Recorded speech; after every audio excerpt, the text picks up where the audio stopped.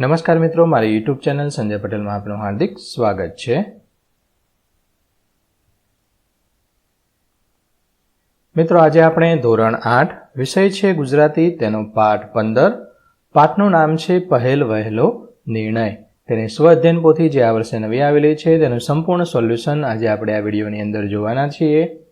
પરંતુ તે પહેલાં જે મિત્રો અમારી ચેનલમાં નવા છે, જેમણે હજુ સુધી અમારી ચેનલને સબસ્ક્રાઇબ નથી કરી, તે અમારી ચેનલને જરૂર સબસ્ક્રાઇબ કરે, વિડીયો લાઇક કરે, શેર કરે અને બેલ નોટિફિકેશન આઇકોન ઓન કરે, જેથી અમારા દરેક નવા વિડીયોની નોટિફિકેશન તમારા મોબાઈલની સ્ક્રીન પર મળી શકે.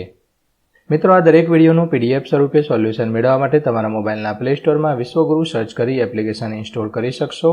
તદ્દન ફ્રી એપ્લિકેશન છે, કોઈપણ પ્રકારનો ચાર્જ તમારી પાસેથી લેવામાં આવતો નથી. શરૂઆતની સ્ક્રીન આવી જોવા મળશે. તેમાં સ્વઅધ્યયન પોથી પર ક્લિક કરી ધોરણ પસંદ કરી વિષય પર ક્લિક કરતા વિડીયોના ઓપ્શન પરથી તમે વિડીયો જોઈ શકશો. PDFના ઓપ્શન પરથી તમે PDF સ્વરૂપે સોલ્યુશન મેળવી શકશો. ખૂબ જ સારી એપ છે, એકવાર જરૂર ડાઉનલોડ કરીને જોજો. ચાલો સોલ્યુશન શરૂ કરીએ. યોગ્ય વિકલ્પ પસંદ કરી તેનો ક્રમ લખવાનો છે. પહેલું છે ગૌરાંગને પોતાના શહેરમાં એડમિશન ન મળ્યું. ઓપ્શન અ સાચો જવાબ છે.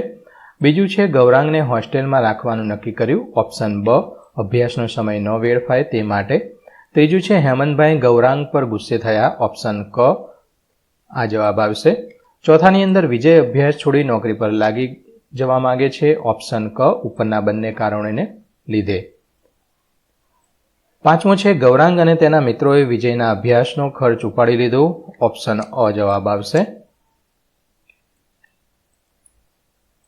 પ્રશ્ન 2. આપેલા શબ્દો ડિક્શનરીમાંથી શોધી અંગ્રેજી ભાષામાં લખવાના છે.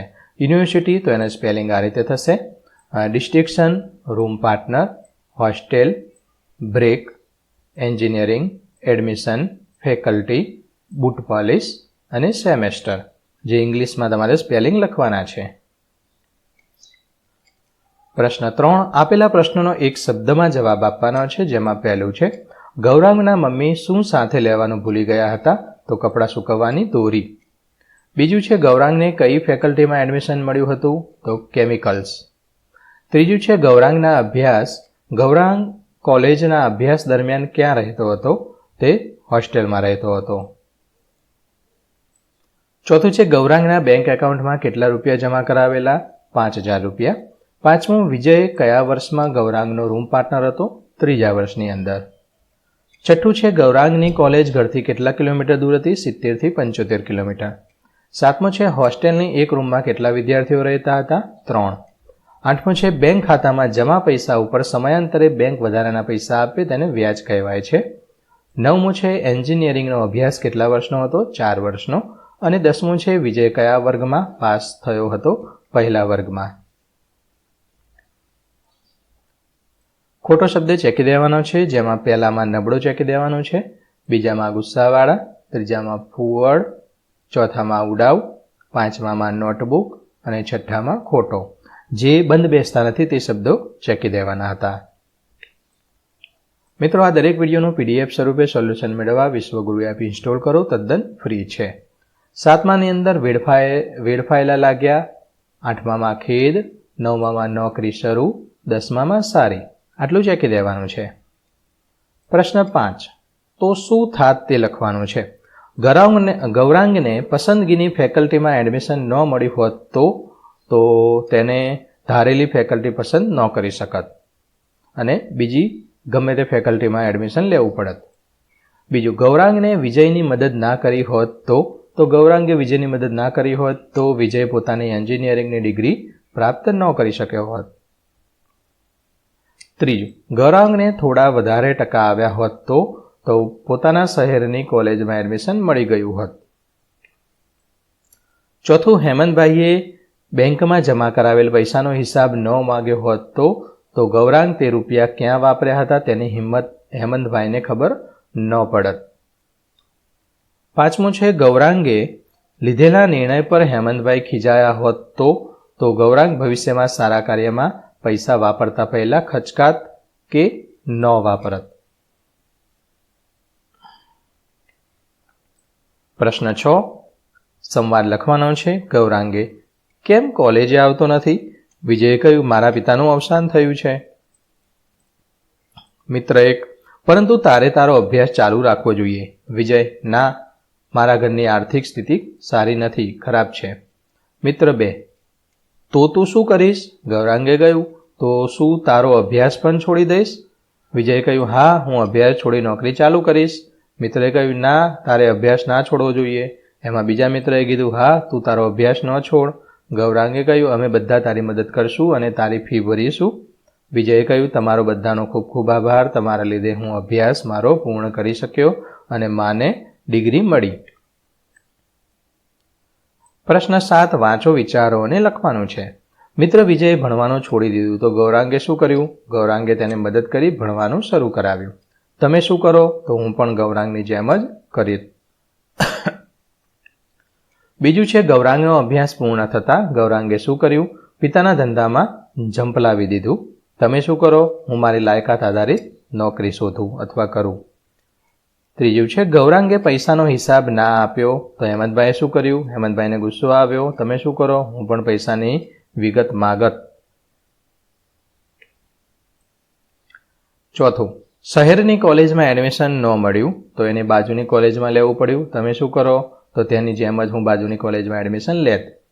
પાંચમું, ઘરની જવાબદારી આવી પડતા વિજયે શું કર્યું? ભણવાનું છોડી દીધું. તમે શું કરો? હું ભણવાનું પણ શરૂ રાખત અને મદદ પણ કરત. જોડકા જોડવાના છે. યુનિવર્સિટી તો તેની સામે વિશ્વવિદ્યાલય આવશે. એડમિશન તો પ્રવેશ, લિસ્ટ તો યાદી, રૂમ તો ઓરડો, ગ્રેજ્યુએટ સ્નાતક, સેમેસ્ટર સત્ર, એકાઉન્ટ ખાતું, ફેકલ્ટી તો વિદ્યા શાખા અને મેસ એટલે નીચે આપેલું છે. મેસ એટલે ભોજનાલય અને રજિસ્ટ્રેશન એટલે નોંધણી. પ્રશ્ન 9: તમે બેંકની મુલાકાતે જવાના છો. આપેલા શબ્દનો ઉપયોગ કરી બેંક મેનેજર્સને પૂછવાના પ્રશ્નોની યાદી તૈયાર કરવાની છે, જેની અંદર શું, કોણ, ક્યારે, કેવી રીતે, કેમ, કેટલું આ બધા પ્રશ્નો પૂછવાના છે. તો શું મારું ખાતું ખોલવા માટે જરૂરી દસ્તાવેજો છે? બીજું, લોન સંબંધિત માહિતી કોણ આપશે? હું નવી ચેકબુક ક્યારે મેળવી શકીશ? હું ઓનલાઈન બેન્કિંગ સેવા કેવી રીતે કરી શકું?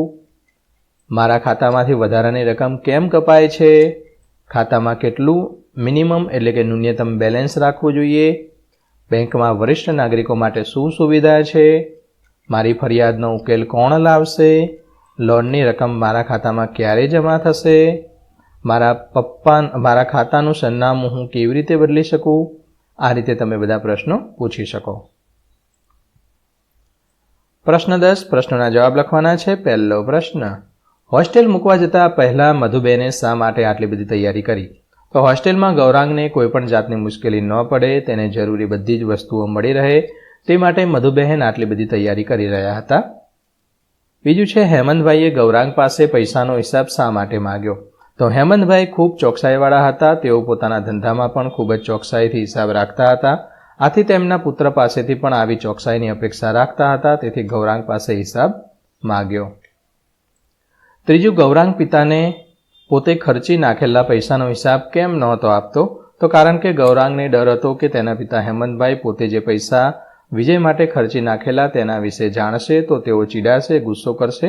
આથી હિસાબ આપતો નહોતો. ચોથું, તારા ખર્ચેલા પૈસા લેખે લાગ્યા આવું મધુબેને શા માટે કહ્યું હશે?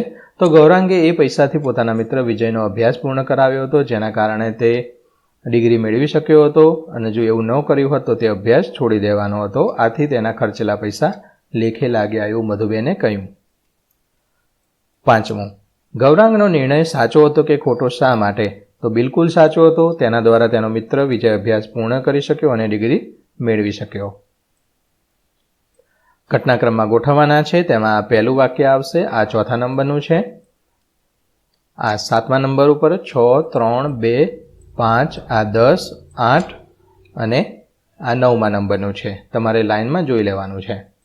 કોણ બોલી શકે તે લખવાનું છે. પહેલું, એણે હોસ્ટેલમાં કંઈ જ તકલીફ ના પડવી જોઈએ. મધુબેન, મારા પિતાનું મને એન્જિનિયરિંગ બનાવવાનું સપનું હવે પૂરું નહીં થાય. વિજય, તેના જીવનમાં કાયમ આપણે મદદ કરવા માટે હાજર નહીં હોઈએ. હેમંતભાઈ, કાશ થોડા વધારે ટકા આવ્યા હોત તો શહેરની કોલેજમાં જ એડમિશન થઈ જાત. ગૌરાંગ, અને મારાથી કોલેજ અને હોસ્ટેલની ફી ભરી શકાય એમ નથી. જે વિજય બોલે છે. આ પ્રમાણે તમે લખી શકો. મિત્રો, આશા રાખું કે આ વિડીયો છે તેનું સોલ્યુશન તમને સારી રીતે સમજાઈ ગયું હશે.